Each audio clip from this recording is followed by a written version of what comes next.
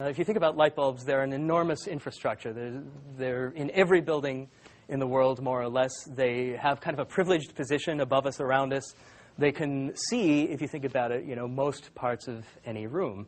The kind of key was to say, well, what if we consider a light bulb not to be a light bulb, but actually to be a digital projector? It just happens to be really low resolution. In fact, it's a 1 by 1 pixel digital projector. You turn on the wall switch, and a giant pixel comes out and paints your room. Okay, well, that's ludicrous, but what if you put a higher resolution projector inside that same familiar glass bulb? Well, now you have a device that can illuminate. If you turn on all the pixels the same color, you still have a light bulb in the usual sense. But if you turn on the pixels different amounts and different colors, then you're kind of projecting information out into the world. And if at the same time that you're doing that, you put a little tiny camera inside the bulb, then not only is information flowing out of the glass, but you're collecting optical information. So screw one of those into every one of these fixtures, and suddenly you have a means, potentially, to put display and interaction everywhere throughout the world.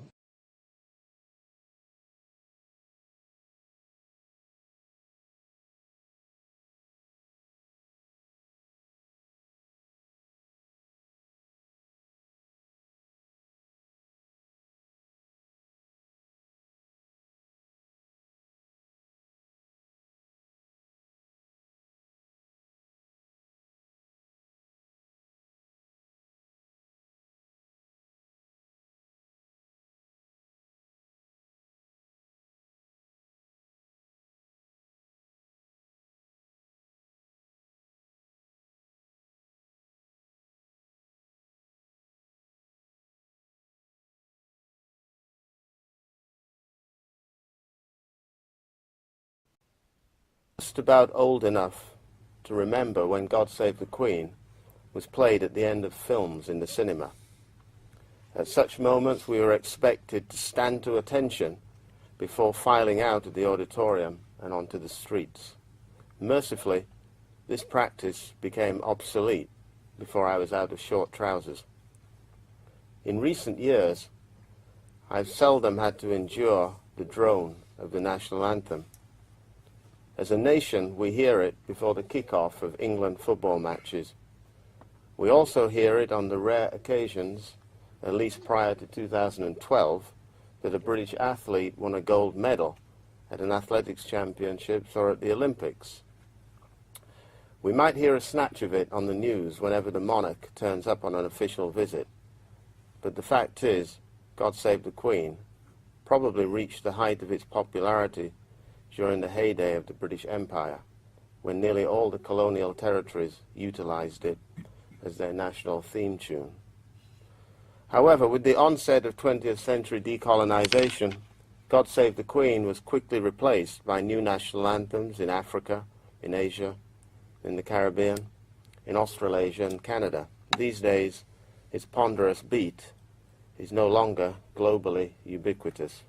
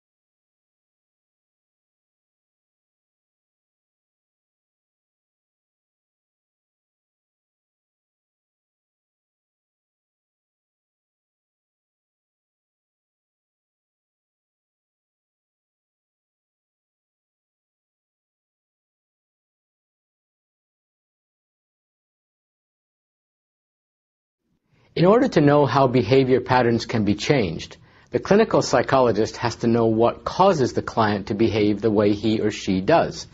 Identifying the cause is called diagnosis. In diagnosis, a psychologist uses two basic tools: interviews and psychological tests. Through interviews and tests, the psychologist tries to classify the problem to see if it falls into any known categories.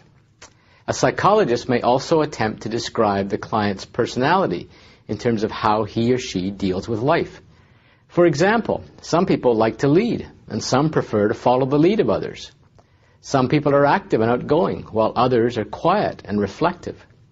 In a diagnostic interview, the psychologist takes the client's case history. This means learning how the client got along with parents, teachers, and friends, as well as how the person handled difficult situations in the past. Psychological testing is the other way that a psychologist tries to diagnose the client's problems. Clinical psychologists have developed tests that can help them learn about a person's intelligence and personality, as well as tests that show whether a person's behavior or perception is influenced by emotions, disabilities, or other factors.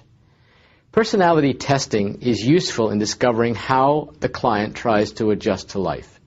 Personality tests can reveal unconscious feelings the person is unable to talk about. This information can be important and could help shorten the length of treatment required.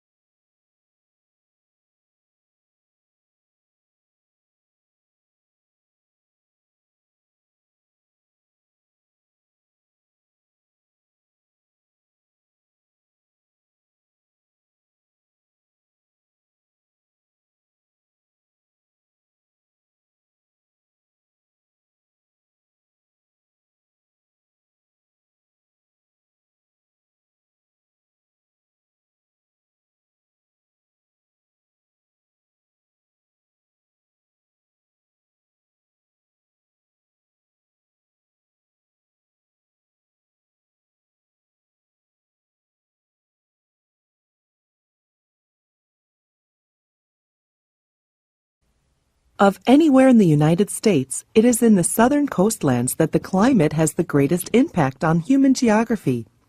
There are several factors which affect human activity: humid subtropical climate, a long growing season, mild winter temperatures, and warm humid summers. There are 9 months or more of potential growth for agricultural crops for almost the whole region of the southern coastlands. What is more, the average annual rainfall is more than 125 centimeters, mostly between April and October, when warm temperatures support plant growth and sunlight is plentiful. It is enough rain for most agricultural activities for almost the entire region. These climatic conditions have brought forth 2 important results. Farmers can grow their crops until late in the fall without fear of frost, as long as agricultural conditions are met. I mean, as long as there are fertile soil, control of insect pests, and appropriate ground drainage. It has even been possible to harvest 2 crops and sometimes more for vegetable farmers. Of greater importance is the fact that there is the chance to produce specialty crops that cannot be produced in other parts of the United States. Although the region where citrus fruits have been produced has slowly moved southward along the peninsula's interior, citrus production has been noteworthy in contributing to Florida's economy. Of the 7 major citrus fruit grown in Florida, oranges and grapefruits are most important. Most oranges, about 80% today, are processed rather than being sold fresh.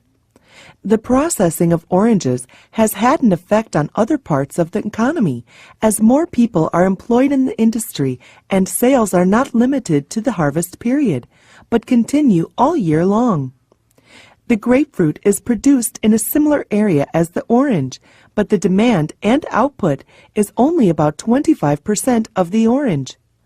These 2 citrus fruits are also grown in South Texas, but with irrigation. Production costs for citrus fruits mainly come from harvesting. The fruit must be picked by hand from the trees. During the harvesting season, thousands of migrant laborers flock to Florida to do the physically strenuous work in the citrus groves. In the mainland United States, it is only in the southern coastlands that sugarcane production is found. It is in production all year round and needs more than 1 year to reach full maturity. It is intolerant of frost and needs a large amount of water, more than 125 centimeters per year. Rice has fewer climactic requirements than sugarcane. As long as rice has sufficient water, it will mature according to the amount of heat it receives in the summer. In Louisiana and Texas, rice is grown with irrigation. Besides specialty crops, there are parts of the southern coastlands which are one of the country's main areas for growing vegetables. In the winter, urban markets are filled with fresh vegetables grown in Florida and along the southern part of states along the Gulf.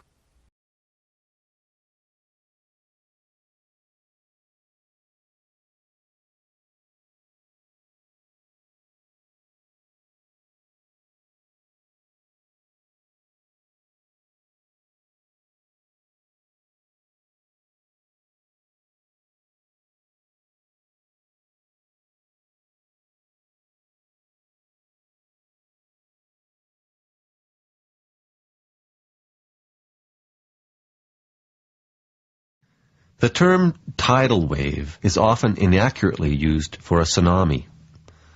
Tsunamis have nothing to do with the action of tides. A more accurate term is seismic sea wave. There has to be a disturbance of the Earth's crust to produce a tsunami. Large earthquakes with epicenters under or near the ocean are the cause of most tsunamis. Volcanic eruptions and undersea landslides are also responsible, but unless accompanied by movements of the ocean floor, their effects are usually localized. Possibly this was true about the eruption of Krakatoa in 1883.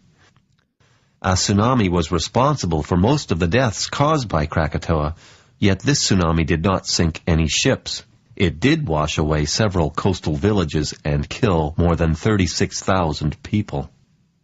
Tsunamis work in complex ways. Some pounce on coastal settlements like large breakers. Others produce a gentle wave that floats buildings off their foundations. But then a violent backwash may sweep buildings and people out to sea. The tsunami that wrecked Hilo, Hawaii in 1946 was so forceful it folded parking meters. It caused needless deaths when people returned to save their belongings and got caught between waves. The deeper the water, the lower the tsunami and the faster it moves. In the open ocean, it travels at about 700 kilometers per hour, but being sometimes no more than a meter in height, a tsunami often passes a ship unnoticed.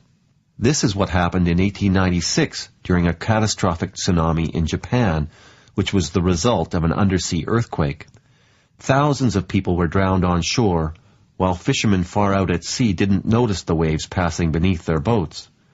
But when they went home, they found their villages destroyed.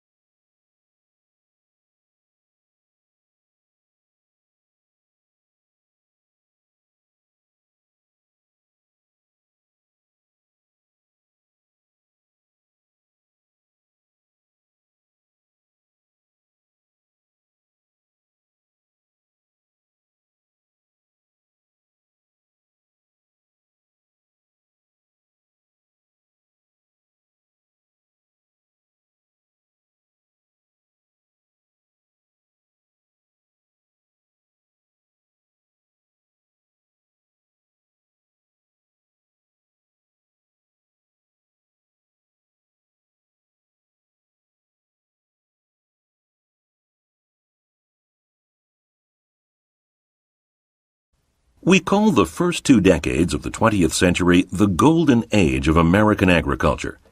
What were the factors that made the period the golden age of American agriculture? Who can offer some reasons? New strains of crops, improved farming methods, and what about greater use of pesticides and fertilizers? Absolutely. Technical advances continued to improve productivity. The U.S. Department of Agriculture set up demonstration farms to show how new techniques could improve crop yields.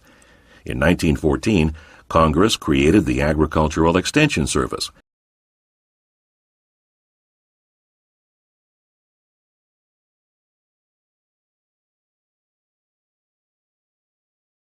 to advise farmers and their families about everything from crop fertilizers to home sowing projects. The Department of Agriculture undertook new research, developing hogs that fattened faster on less grain, as well as fertilizers that increased grain production, new hybrid seeds that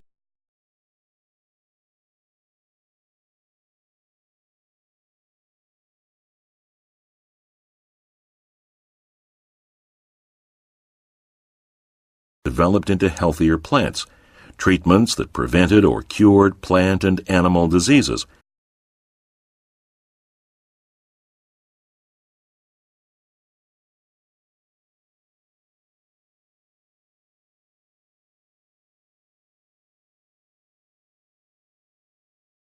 Last week, we looked at urban regeneration and some of the consequences of this, one of which was the relocation of people from urban to suburban areas to largely allow them a better standard of living, because housing is cheaper in the suburbs, so they have more disposable income.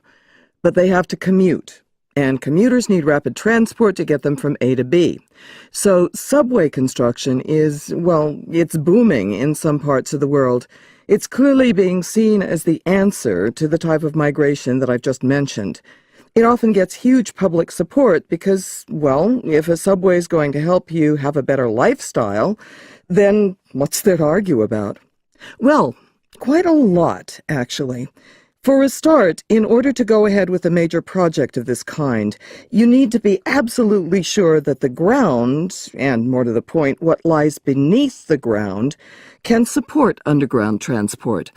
And to address questions like that, engineers have to be really experienced, really knowledgeable about the local area, water levels, land formation, and so on.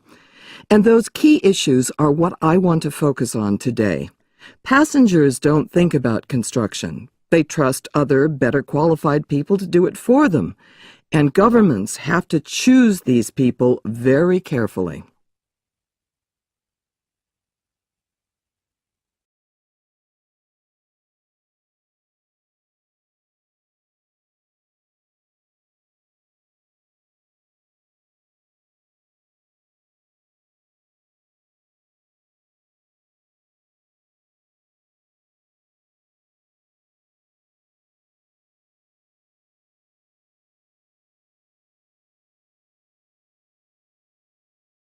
The heyday of the English landscape garden was the 18th century, and it stood for many things. The appreciation of natural beauty, of course, but also the idea of a civilized life, good taste, one's personal philosophy, and one's social status. Gardens also, though it is hard for us to credit, became expressions of their owners' political affiliations.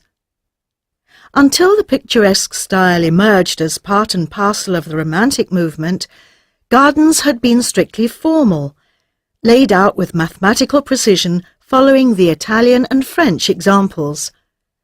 There then came a backlash against this rigid formality, led by, among others, the poet Alexander Pope. Pope and his allies argued for a more natural nature. Lord Burlington was a major figure in the landscape garden movement, and he was famously influenced by his love of the Italian architect Andrea Palladio, along with the picturesque or romanticized landscapes of Italian classical painting. With these in mind, he scattered his gardens and parks with classical Greek and Roman temples and statues. In other words, he wanted to make the garden look like those paintings.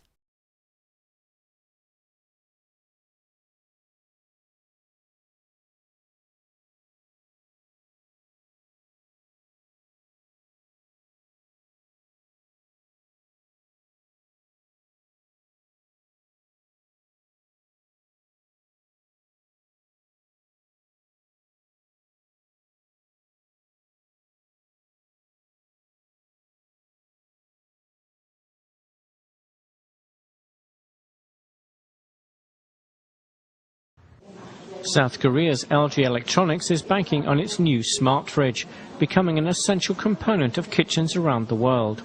The smart fridge is a technological marvel compared to fridges of the past. It boasts a food management system that maintains a list of the food it is storing. It also records the expiry dates of the foods and sends out an alert via Wi-Fi when that date has been reached. The information can be accessed via a smartphone by consumers as they shop in grocery stores, allowing them to make informed decisions about food purchases. LG adds that its fridge can also suggest healthy recipes based on what it knows is inside.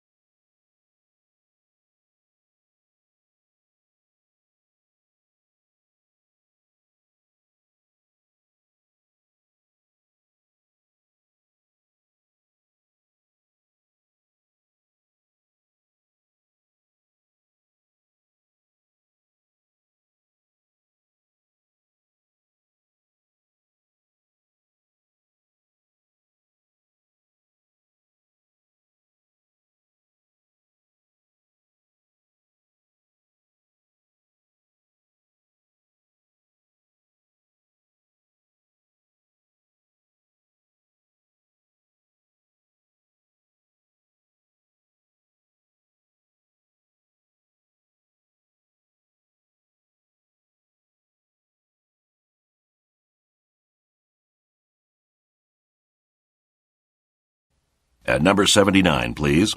Hi there, that's me. I'm number 79. How can I help you? I'd like to register for a course in this department, but I'm in med school. Ah, that explains why you don't look familiar. I think I know all the faces in engineering. Which course are you interested in? Engineering Science 1. Mech 221. We don't get many students from outside the department interested in that course, especially from the medical angle. I'm interested in cybernetic organisms, you know, like that old television show where the hero is half human and half mechanical. It's just advanced prosthetics, really. I see. Well, you probably saw in the course description that there are several prerequisites and a co-requisite course, a lot of math and physics. Right. Well, I was wondering if there can be any exceptions on that.